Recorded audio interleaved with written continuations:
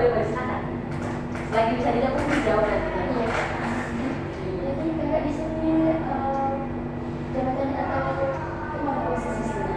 Posisi saya itu di sini ada customer service dan AR untuk administrasinya. Jadi kan kak, kakak juga mengetahui apa itu kakak di sini. Yang pertama itu kak, produk apa sih yang kak yang ditawarkan kepada masyarakat pada sini? Jadi kalau kita tuh lebih kayak apa aja sih? Biasanya sama seperti itu pinjaman dana, sama seperti kita koperasi. Cuma bedanya mungkin kalau koperasi kan dia lebih nggak pakai jaminan ya, lebih dia potong gini gitu bayarnya. Tapi kalau kita ada jaminannya, itu wajib BPKB. BPKB pun kita berlaku ada roda 4. Tidak berdua Nggak berlaku. Jadi kita di situ. Tapi kita juga ada produk yang namanya itu manasik haji. Nah, jadi kita juga ada yang misalnya nih ada kita yang mulai haji, kita ada haji plus dan juga ada haji yang biasa. Jadi jenis leasing di sini ada yang finansial leasing gitu. Oh, kalau kita emang lebih biasa, tapi kita lebih pengajuannya kalau di cut off. Jadi kalau misalnya kita bayar angsuran itu kan biasanya ada beberapa yang sistemnya berubah-ubah. Misalnya nih dia ngambil selama setahun. Angsuran pertama dia nanti bayarnya misalnya 3 juta, angsuran kedua misalnya bayar 3 juta, ketiga bayar 1 juta, dan semua kan berkurang gitu kan. Kalau kita lebih ke flat. Ya, jadi kalau misalnya angsuran pertama dia 2 juta, akan selanjutnya sampai mereka selesai 2 juta gitu. Jadi juga penggunaan leasing yang bisa bedanya dengan kredit. Kalau misalnya untuk leasing, itu bedanya kalau di leasing kita kan untuk BPKB untuk mengembangkan usaha. Nah, dan kita jelas gitu itu harus ada yang namanya jaminan untuk dari nasabah kita itu ada. Tapi kalau untuk kredit kita kan mau membutuhkan bukti elektroniknya aja, jadi kita nggak butuh apa-apa kan ibaratnya. Kalau membutuhkan foto KTP kita sudah selesai gitu. Nah, dan itu ada beberapa yang katanya sudah diakui oleh OJK. Jadi kalau seandainya dalam perjanjian leasing dengan misalnya kak atau leaser lain bilang kak ada terjadi protestasi kayak kredit macet gitu, itu gimana kak cara mengatasi? Iya, pasti kita kan pertama kita harus memberikan SP dulu nih, SP1, ada tahapnya kita SP2, terus juga dengan ada SP2 juga mereka tidak bisa melakukan, kita ada di kolektor namanya, baru kita melakukan pengadilan dulu, gitu. Nanti kita memberikan dulu. Jadi kan kak, apa yang buat perusahaan lebih memilih menggunakan leasing daripada membeli langsung juga?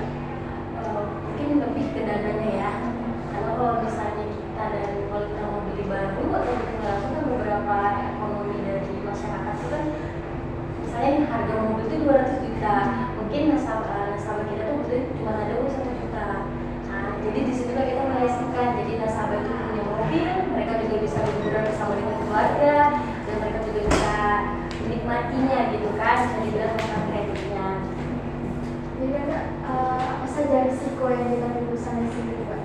Pastinya nasabah takutnya hilang, pergi dari tanggung jawab itu sudah pasti, mobil hilang, dan akan pasti kerecohan dalam di lapangan.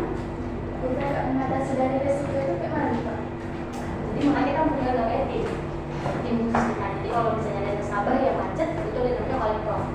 Jadi itu strategi dari kolektor kita nantinya ya bagaimana untuk bisa ketemu dengan nasabah kita.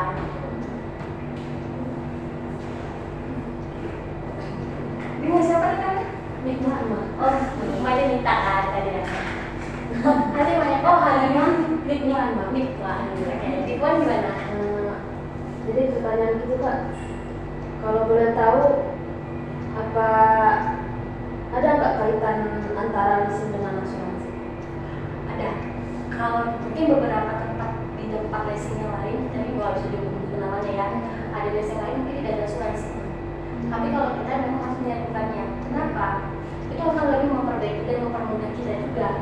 Kalau misalnya nasabahnya ada asuransi, misalnya nih mobilnya rusak, jadi bisa di-cover oleh asuransi. Dan itu semuanya wajib kita berikan tentang nasabah kita semuanya harus ada asuransinya, termasuk asuransi jiwa dan termasuk juga asuransi mobilnya.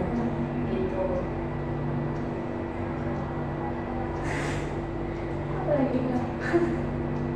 Tiga apa? Jadi kan kak, sistem pembiayaan di basic itu gimana kak?